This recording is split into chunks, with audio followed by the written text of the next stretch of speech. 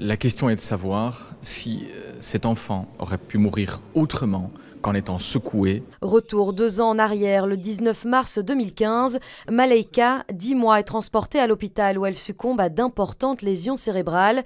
C'est ici, à la crèche des bébés câlins de Berchem-Sainte-Agathe, que le drame se produit. Un drame, 2 versions.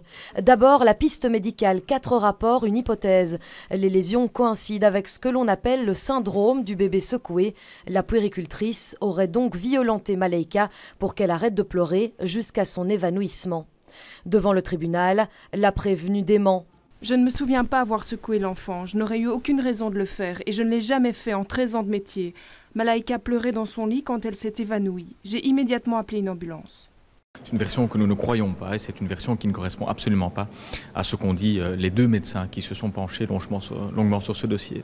Le procès renvoie bientôt à un autre problème. La puéricultrice inculpée n'avait en fait aucune formation et sa crèche aucune agréation puisqu'en 2005, Kindenhuizen la lui retire.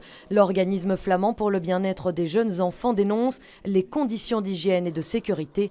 Alors, pourquoi reste-t-elle ouverte durant près de 10 ans ? Parce qu'il n'y avait pas justement de cadre juridique.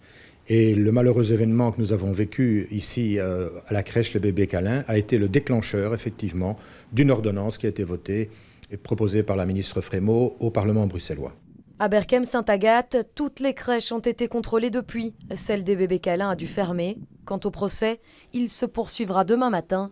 Le parquet a requis 8 ans de prison contre la prévenue.